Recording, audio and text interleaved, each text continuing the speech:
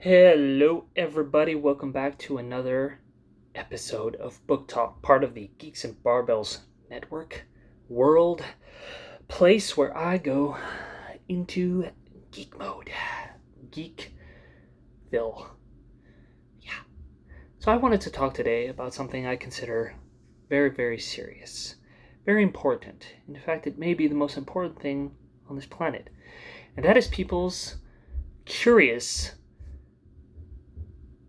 dislike, disinterest, shitting on of the fantasy and to a smaller degree the science fiction genre, but mainly fantasy. There's this idea that's kind of propagated by a lot of people that fantasy is not real literature, that it is for children. Now, the problem with this is that most of these people have never actually even read fantasy, or the last time they read fantasy was when they were a child. So they were reading a kid book or something like Harry Potter. Now, Harry Potter, maybe in the later books, once you start hitting fifth, sixth, seventh, you could say it's more for adults. And adults can definitely enjoy the earlier books as well. I do.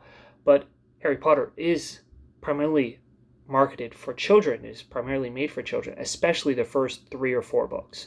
Um, and so most people just have absolutely no concept of what fantasy is. I see this a lot with anime as well. Many people look at anime and immediately think it's a cartoon. They think it's for children. They've obviously never seen something like Attack on Titan, which, like hell, if I will ever allow a child to watch Attack on Titan. For anyone who doesn't know what Attack on Titan is, Attack on Titan is an anime about the last of humanity living in the future after having been practically decimated by these giants who basically, when the series starts, come back and massacre tons of people. There's just so much death and savagery and so much that goes into it that has no business being shown to a child.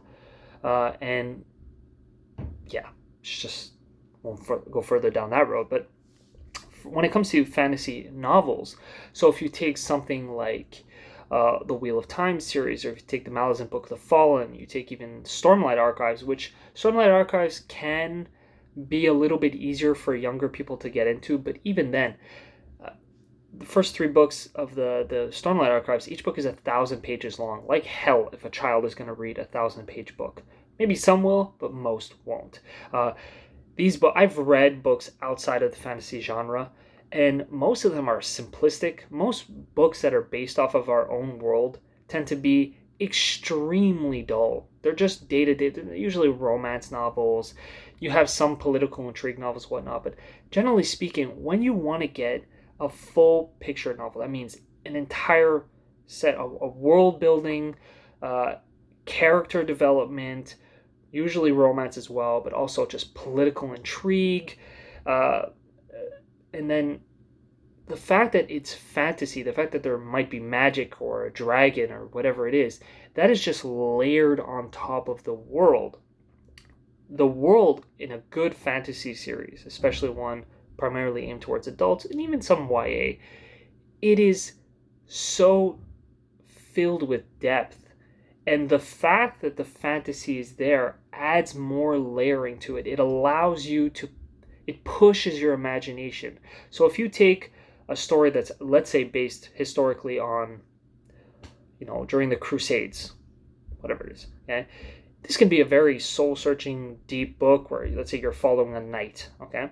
Now, when you follow that knight's development, his hero's journey, where he goes and eventually has to defeat whatever it is that's the focal enemy point within the novel, it's really interesting. It could be really cool. It could be really well done. When you add in a dragon, or the fact that this person has to learn how to use magical abilities or something, it adds a whole nother layer of complexity to it. That's why people like fantasy. It's because not only do you have everything that you will already find in a really good novel, you also have all these things that push the boundaries of your imagination. They force you to step outside your comfort zone and actually imagine something bigger than what is already here.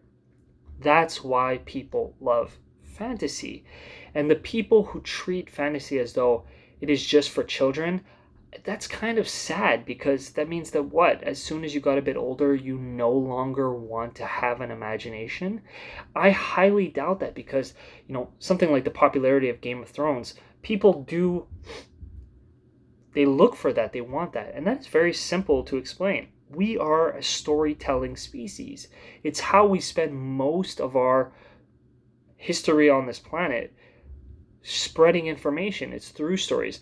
Religions are a story we've been telling for thousands of years. We used to tell the story of spirits, and then they became the gods and the goddesses, and sometimes a mix of both.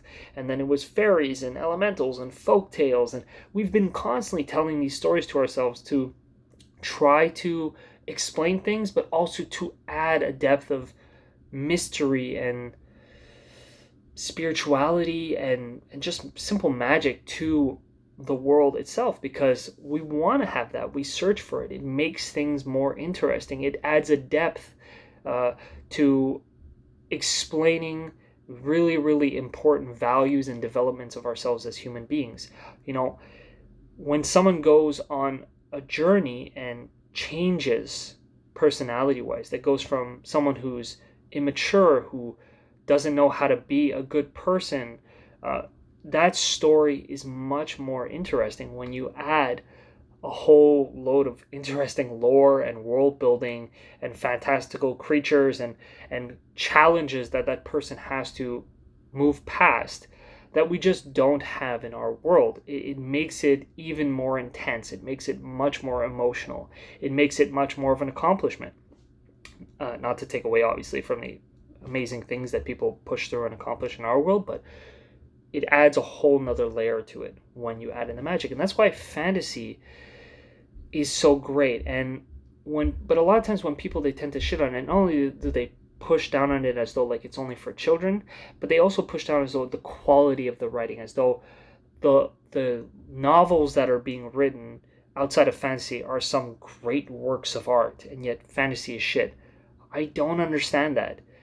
If you take something like the Malazan Book of the Fallen, for anyone who's read that, it is considered widely to be probably one of the most, or if not the most difficult book series to get through. Not only is it many novels, and each one are very, very large, but the writing is so heavy. It is so filled with its emotion and information. It's like every single moment reading the Malazan, it's like drains you. I remember that every time I've read one of the books, it changed me as I read it. Like I would start thinking differently in my day-to-day because I was reading that book, because you were just so bombarded by people's inner thoughts and emotions and what was happening in the world. There was so much just there. And so anyone who thinks that good fantasy is not written well has obviously never read good fantasy before. They've never read some of the famous novels.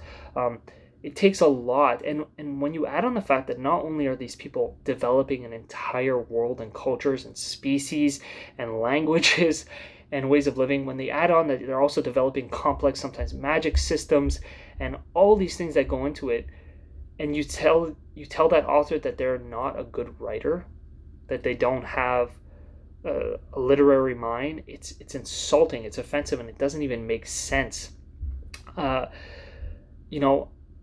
gotten much more out of a great fantasy novel in terms of shifting the way I think about the world, my values, my relationships with other people, just general philosophy. I've gotten more out of a good book, because many of the greatest fantasy authors love literature. They love reading famous philosophy writers and psychologists and all sorts of things. That's where they pull so much of these ideas and concepts from.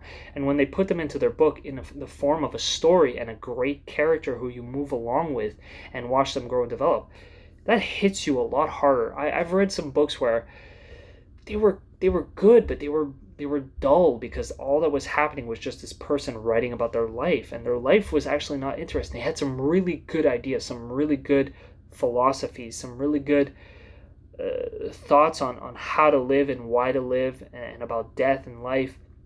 But when you take those ideas and you stick them into a good novel, a good story with things happening in a great world, it hits you much more because it stays with you in a way that the other novels can't. Now, for sure, everyone's different. Some people are not going to be interested in fantasy, but I think the problem is many people don't even give fantasy a chance. They look at it and go, dragons, it's for kids, which most of the fantasy I've read doesn't even have dragons, so it's kind of an annoying trope.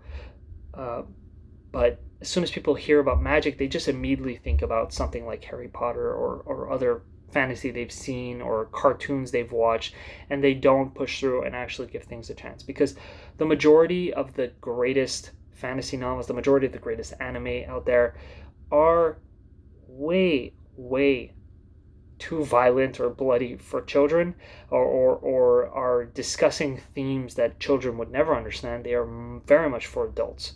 And so this is kind of a plea, a cry, a challenge to people that if you are one of those people who says you don't like fantasy, but you've never even read some of like the most famous fantasy novels, then don't say you don't like fantasy, because you haven't actually read the books that define the genres. Check out The Wheel of Time. Check out the Stormlight Archives. Check out, God, there's so many novels. Check out Neil Gaiman's books. If you want something a little bit. I mean, there's things that are in between. You could check out Neverwhere. Check out.